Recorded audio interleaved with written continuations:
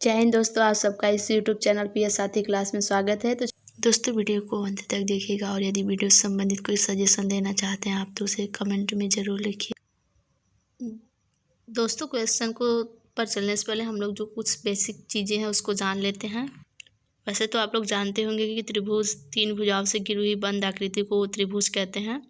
तो यहाँ पर हम लोग देख लेते हैं त्रिभुज के प्रकार। ठीक है, तो त्रिभुज को 2 प्रकार से बांटा गया है, एक भुजा के आधार पे और सेकंड जो है कोणों के आधार पर। तो भुजा के आधार पे आप लोग देख सकते हैं समबाहु त्रिभुज, समद्विबाहु त्रिभुज और विषमबाहु त्रिभुज। समबाहु त्रिभुज जिसकी सभी भुजाएं आपस में बराबर हो, समद्विबाहु त्रिभुज जिसकी 2 भुजाएं आपस में बराबर हो, और विषमबाहु त्रिभुज जिसकी एक भी भुजा आपस में बराबर ना हो। ठीक है, और कोणों के आधार पे हम लोग देख सकते हैं। तो आप लोग जानती हैं कि त्रिभुज के तीनों कोणों का जो योग होता है 180 डिग्री होता है, 180। तो यहाँ पे आप लोग देख सकते हैं कोणों के आधार पर जो पहला है समकोण त्रिभुज। यदि किसी त्रिभुज की जो अगर एक भी कोण 90 डिग्री का है तो वो समकोण त्रिभुज कहलाएगा। और सेकेंड है न्यून कोण त्रिभुज, जिस त्रिभुज की तीनों कोण जो होते हैं उनका मान 90 डिग्री से कम है तो वो न्यून कोण त्रिभुज कहलाएगा। और थर्ड जो होता है वह है अधिक कोण त्रिभुज। तो अधिक कोण त्रिभुज जिस त्रिभुज की तीनों कोणों में से यदि किसी एक कोण का मान 90 डिग्री से अधिक है तो वो अधिक कोण त्रिभुज होगा। तो दोस्तों चलिए अब हम लोग चलते हैं क्वेश्चन पे। ये देख सकते हैं आप, पहला जो क्वेश्चन है, यदि किसी त्रिभुज के कोणों का अनुपात 3:4:5 है तो त्रिभुज का प्रकार है। ऑप्शन में समकोण त्रिभुज, न्यून कोण त्रिभुज, अधिक कोण त्रिभुज या कोई नहीं। ठीक है, ये कोणों का अनुपात दिया है, ध्यान दीजिए कोणों का अनुपात दिया है 3:4:5। तो इसको सॉल्व करने के लिए जो लॉन्ग मेथड है उसमें हम लोग क्या करते हैं कि मानते हैं कि 3x + 4x + 5x = 180। फिर x का मान निकालते हैं और उसके बाद जाके हम लोग ये कोण का मान निकालते हैं, फिर कंपेयर करते हैं कि समकोण त्रिभुज होगा कि न्यून कोण त्रिभुज होगा कि अधिक कोण त्रिभुज। पर इतना करने की कोई आवश्यकता नहीं है, आप लोग मात्र क्वेश्चन को पढ़ते ही आंसर दे सकते हैं। ठीक है, और कैसे दे सकते हैं चलिए हम आपको बताते हैं।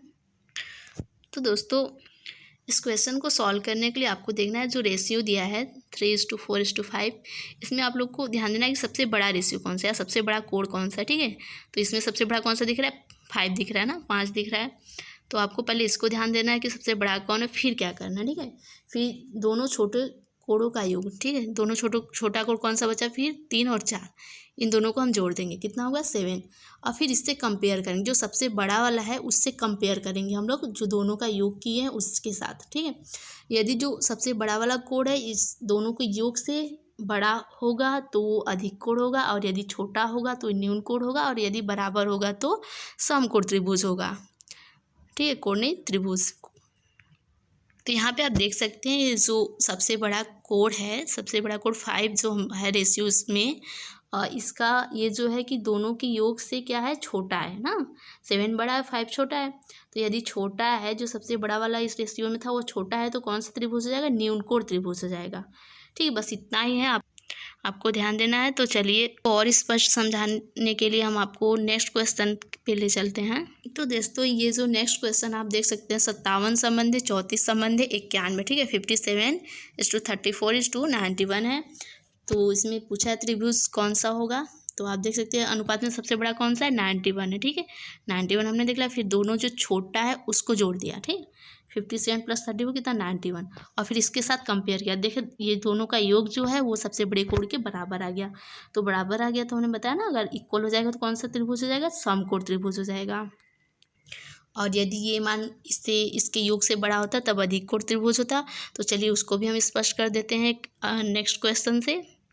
तो दोस्तों यहाँ आप देख सकते हैं तीसरा जो क्वेश्चन, यदि किसी त्रिभुज के कोणों का अनुपात 15 संबंधी 29 संबंधी 53 है तो त्रिभुज का प्रकार होगा। तो इसमें भी आपको सबसे बड़ा कोण ध्यान देना है, कौन सा है, 53। ठीक है, सबसे बड़ा 53 है, और फिर दोनों को जोड़ देना है, इन दोनों को जोड़ देना है तो कितना 44 दोनों का योग। ठीक है, 15 + 29 44, फिर इसके साथ कंपेयर करना है। तो आप देख सकते हैं दोनों के योग से ये जो बड़ा वाला इसमें का रेशियो में जो बड़ा है ये बड़ा है, अगर ये बड़ा है तो कौन सा त्रिभुज होगा, अधिक कोण त्रिभुज होगा। तो दोस्तों देखा आपने कितना इजी क्वेश्चन, इसमें एक्स मान के करना कोई आवश्यक नहीं है। वैसे भी एग्ज़ाम में उतना टाइम नहीं होता है कि हम लोग इसको उतना लॉन्ग सॉल्व करेंगे तो फिर समय बर्बाद होगा। तो इस प्रकार से आप इस प्रकार के जितने भी क्वेश्चन पूछे जाएंगे उसको आसानी से सॉल्व कर सकते हैं। तो दोस्तों आशा है कि आप लोग को क्वेश्चन समझ में आ गया होगा। तो दोस्तों इसी के साथ हमारा आज का ये वीडियो समाप्त होता है। मिलते हैं नेक्स्ट वीडियो में। जय हिंद, जय भारत।